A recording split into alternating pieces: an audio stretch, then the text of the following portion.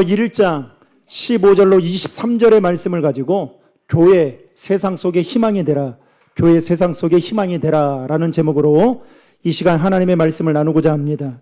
오늘은 우리 교회가 세워진 지 37주년이 되는 창립 기념주일입니다. 지난 37년 세월 동안 우리 교회를 눈동자처럼 지켜주시고 인도해 주신 하나님께 먼저 감사와 영광을 올려드립니다. 이번 창립 기념주일을 맞이하면서 어떠한 설교를 하면 좋을까? 그리고 하나님이 우리 교회를 향한 하나님의 거룩하신 뜻이 무엇인가? 그런 생각을 하면서 문득 제 마음 안에 교회가 어떠한 곳이고 또 교회가 어떠한 사명을 감당해야 되는지에 대한 질문을 스스로 해보게 되었습니다. 왜냐하면 이 질문에 대한 분명하게 답을 우리가 하지 못한다면 교회는 시간은 가면 갈수록 목표 없이 표류하다가 길을 잃어버릴 수 있기 때문입니다. 성경에 보면 교회를 여러 가지로 정의하고 있는 것을 볼 수 있습니다. 예를 들면 교회는 그리스도의 몸이다. 교회는 만민이 기도하는 집이다. 교회는 구원의 방주다. 라는 등으로 다양하게 표현하고 있습니다. 특별히 오늘 본문에서도 보면 교회를 그리스도의 몸이다 라고 표현하면서 그 다음으로 하는 말이 어떤 말이냐? 23절에 보면 만물을 충만하게 하시는 이의 충만함이니라 라고 말하고 있습니다. 여러분 23절의 말씀을 다 함께 읽겠습니다. 교회는 그의 몸이니 만물 안에서 만물을 충만하게 하시는 이의 충만함이니라. 아멘. 교회는 단순히 예수 믿고 천국 가기 위해 준비하는 사람들의 모임이 아니라 하나님의 충만한 은혜와 능력을 세상에 흘러보내어 세상을 변화시키는 공동체라는 것을 사도 바울은 지금 에베소 교인들에게 말씀하고 있는 것입니다. 그런 점에서 지금 우리 교회는 하나님의 충만한 은혜와 능력을 이 세상 가운데, 아니 좁게는 신도림 지역에 흘러보내고 있는지, 아니면 우리만의 닉으로 그냥 잘 먹고 잘 살고 우리끼리 잘 지내는 우리만의 닉으로 머물러 있는 건 아닌지 생각해 보면서 특별히 오늘 말씀을 통해 교회가 추구해야 할 세 가지의 방향에 대해서 말씀을 드리겠습니다. 첫 번째로 교회가 추구해야 할 첫 번째는 하나님을 아는 지식입니다. 오늘 본문 17절에 보면 사도 바울은 에베소 교회 성도들을 생각하며 이렇게 기도한다라고 말하고 있습니다. 17절 말씀을 다 함께 읽겠습니다. 우리 주 예수 그리스도의 하나님 영광의 아버지께서 지혜와 계시의 영을 너희에게 주사 하나님을 알게 하시고. 아멘. 사도 바울은 에베소 교회 성도들이 지금 하나님을 알게 해달라고 기도하고 있습니다.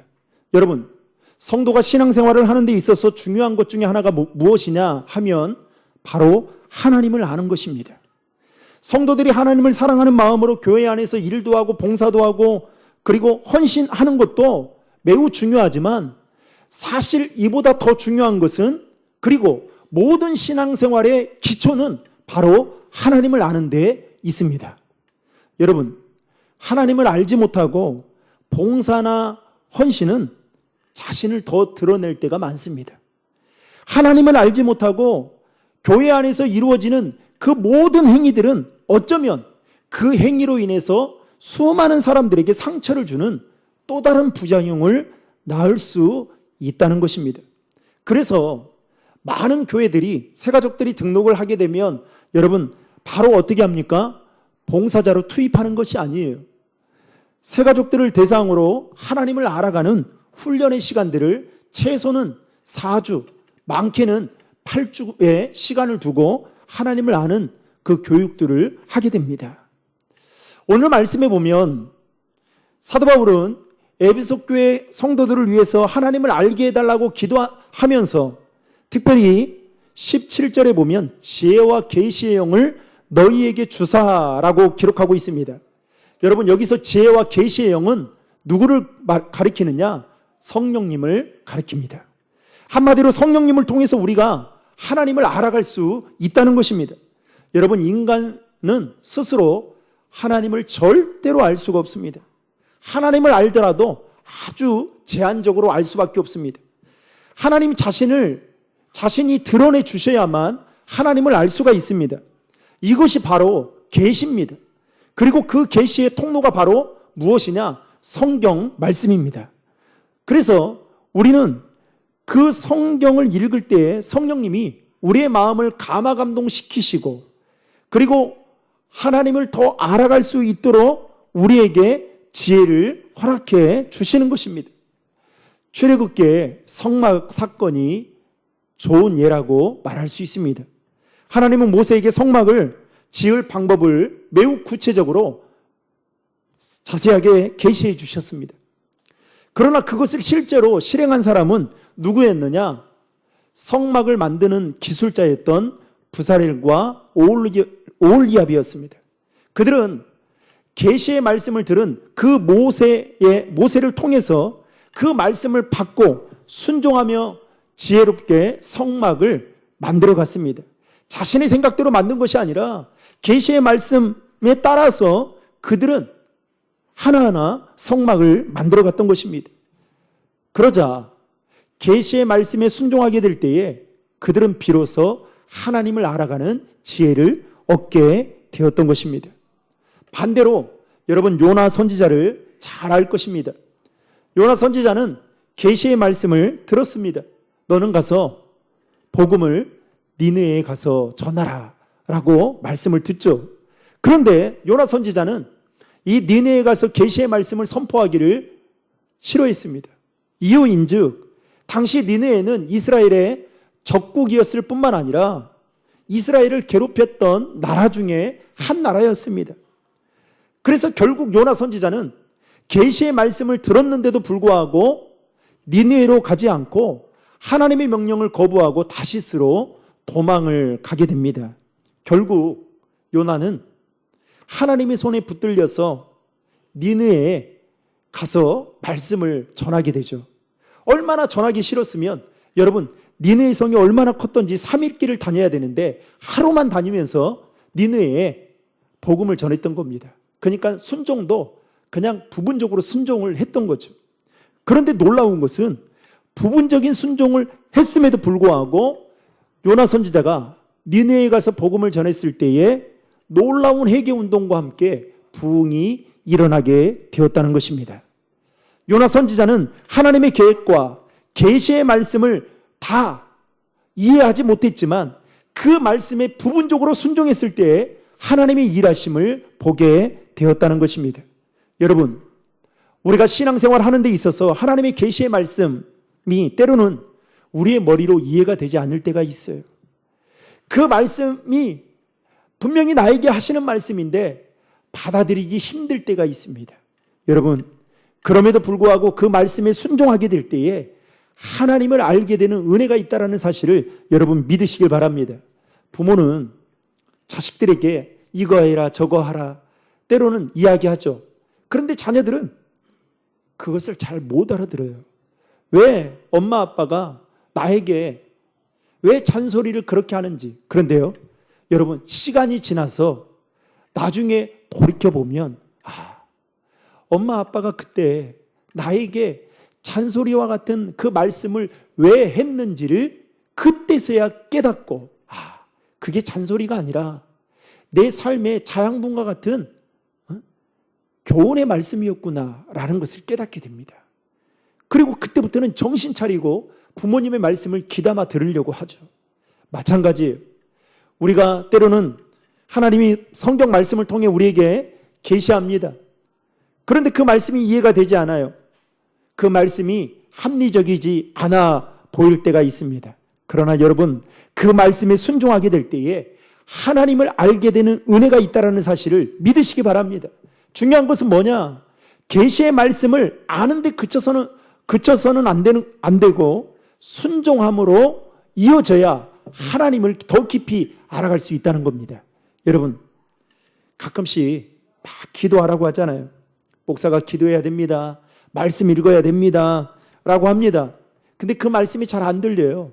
근데 나중에 시간을 돌이켜 보면 힘들고 어려울 때 여러분 그때서야 깨달을 때가 있어요. 목사님이 왜 그때 강단에서 말씀 읽고 기도하라고 했는지 그러면서 알게 되는 거죠. 마찬가지입니다. 우리가 하나님을 다 우리의 이성으로 다 알 수는 없지만 여러분 말씀을 가까이 할 때 성령님이 하나님을 알게 할 수 있도록 우리에게 계시해 주신다는 사실을 믿으시고 그 계시의 말씀을 순종함을 통해 하나님을 더 깊이 알아가는 여러분 지혜가 있기를 주님의 이름으로 축원합니다. 두 번째로 교회가 추구해야 될 것은 바로 하나님께 받은 비전입니다. 여러분 18절의 말씀을 다 함께 읽겠습니다. 너희 마음의 눈을 밝히사 그의 부르심의 소망이 무엇이며 성도 안에서 그 기업의 영광의 풍성함이 무엇이며. 아멘. 방금 읽은 말씀에 보면 바울은 하나님을 알게 될 때에 뭐가 밝아진다고요? 마음의 눈이 밝아진다라고 말하고 있습니다. 여러분 여기서 마음의 눈이 밝아진다라는 말은 이 말이에요. 하나님이 왜 저와 여러분을 부르셨는지 그리고 우리가 이 땅에 사는 존재 목적이 무엇인지를 깨닫게 된다라는 것입니다. 그러면서 사도 바울은 자기 자신이 그 증거라고 말합니다.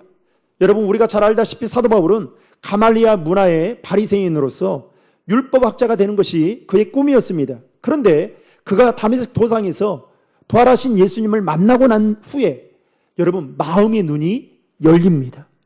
그러면서 새로운 표대를 발견하게 되죠. 그러면서 빌립보서 3장 14절에 보면 그는 마음의 눈이 열리게 되자 이와 같은 고백을 하게 됩니다. 같이 읽겠습니다. 표대를 향하여 그리스도 예수 안에서 하나님이 위에서 부르신 부름의 상을 위하여 달려가노라. 아멘. 사도 바울은 예수님을 만나고 나서 영적인 눈이 뜨이게 되자 마음의 눈이 밝아지게 되자 새로운 표대, 즉 새로운 비전을 발견하고 그 비전을 향해 달려갔다라고 말하고 있습니다. 여러분 오늘 우리에게도 마찬가지입니다. 우리가 하나님 안에서 콜링을 발견할 때 하나님의 부르심을 여러분 부르심을 받았다라는 것을 확신할 때 우리의 삶이 달라지게 될 줄로 믿으시기 바랍니다.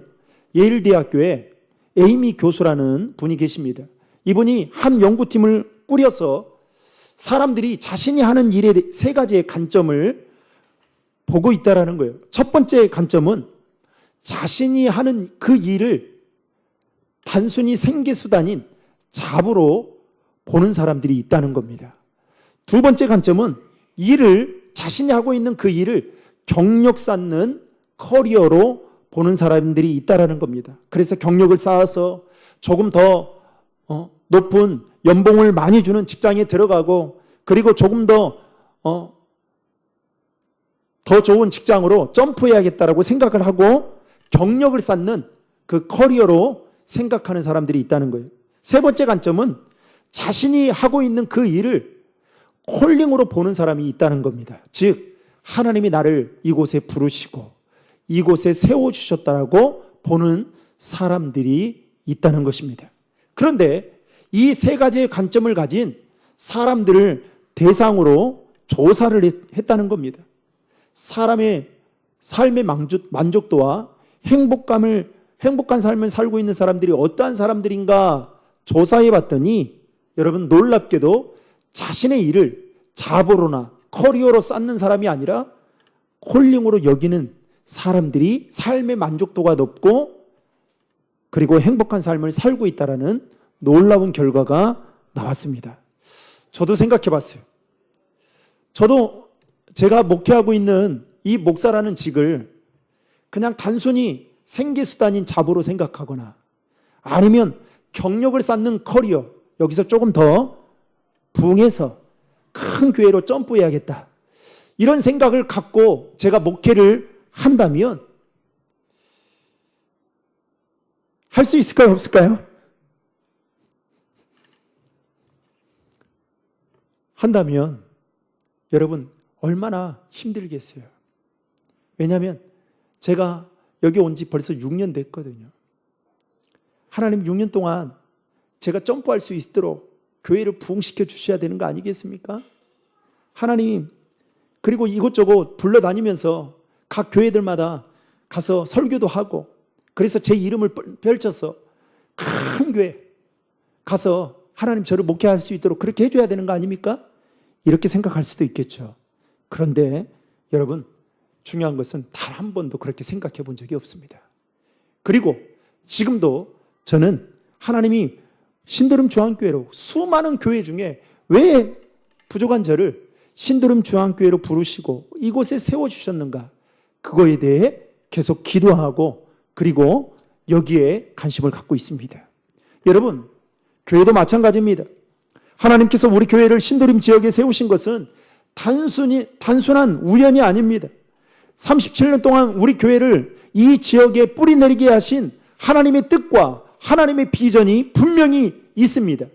이것을 알고 이제 우리는 하나님이 우리 교회를 왜 이곳에 세우셨는지, 하나님께서 우리 교회에 어떠한 것을 바라고 어떠한 비전을 이루어가기를 원하신지 여러분, 우리는 하나님께 묻고 또 물어야 되는 것입니다.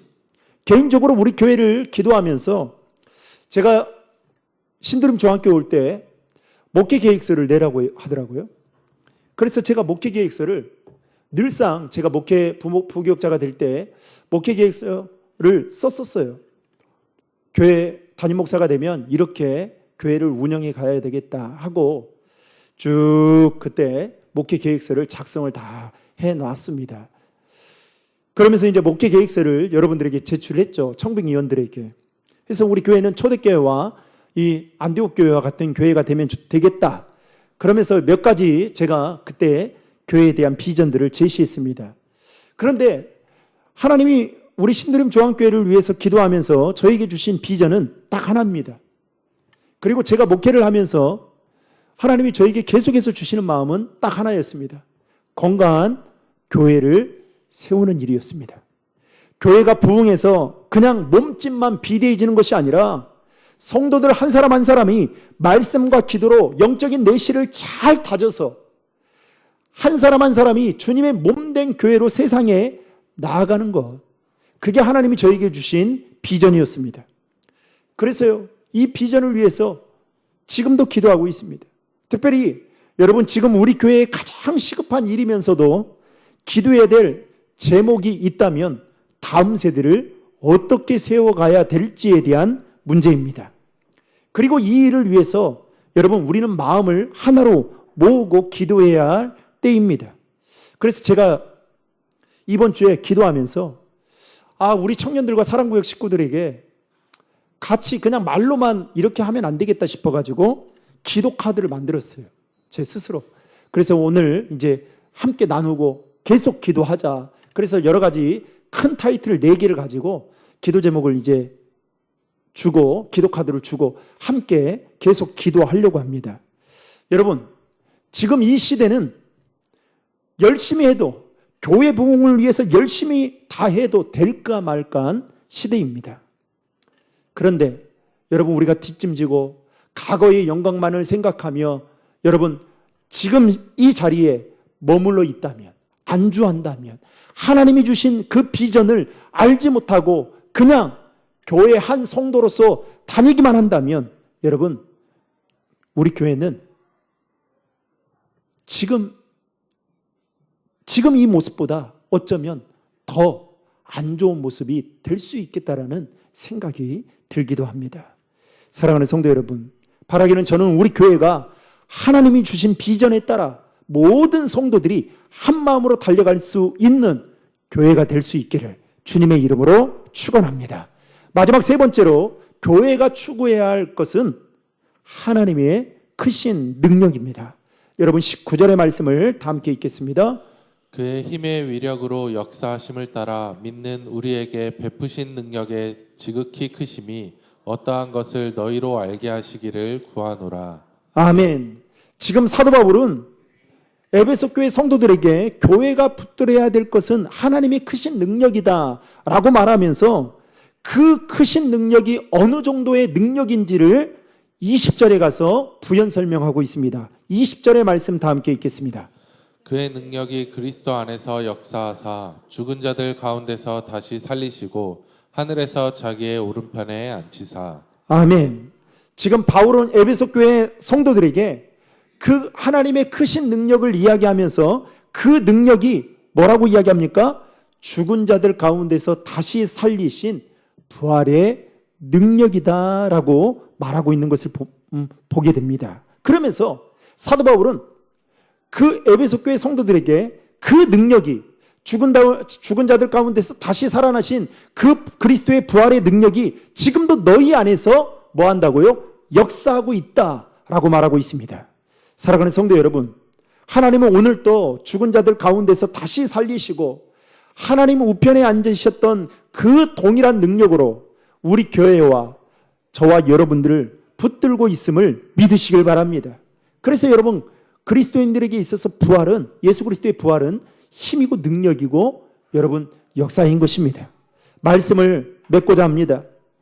교회 역사를 돌아보면 교회는 늘 위기를 맞이했습니다. 그러나 언제나 영적으로 가장 어두운 때에 하나님은 여러분 부흥을 주셨다는 것입니다. 다시 말해 교회가 소망이 없다라고 생각하고 이런 것 저런 것들을 다 포기할 때 하나님은 부활의 능력으로 성도를 붙들고 그리스도의 몸인 교회를 일으켜 세우셨습니다. 따라서 우리는 이 사실을 알고 교회를 붙드시는 하나님의 능력을 바라볼 수 있기를 바랍니다. 사랑하는 성도 여러분, 우리 교회의 37년의 역사도 마찬가지입니다. 위기가 없어서 여기까지 오게 된 것이 아닙니다. 위기의 때가 수도 없이 찾아왔을 겁니다. 그러나 그 위기의 순간에도 하나님의 능력, 죽은 자를 다시 살리신 그리스도의 부활의 능력으로 우리 교회를 붙들어 주셨기 때문에 여기까지 온 줄로 믿으시기 바랍니다. 바라기는 저는 우리 교회가 예수 그리스도로 충만하고 그 충만한 은혜와 능력을 이제는 세상 곳곳으로 흘러보낼 수 있는 영적으로 단단한 교회가 될 수 있기를 주님의 이름으로 축복합니다. 더 나아가서 우리 교회가 하나님의 부르심에 따라 세상을 변화시키는 거룩한 도구로 쓰임받을 수 있는 교회가 되기를 주님의 이름으로 축복합니다.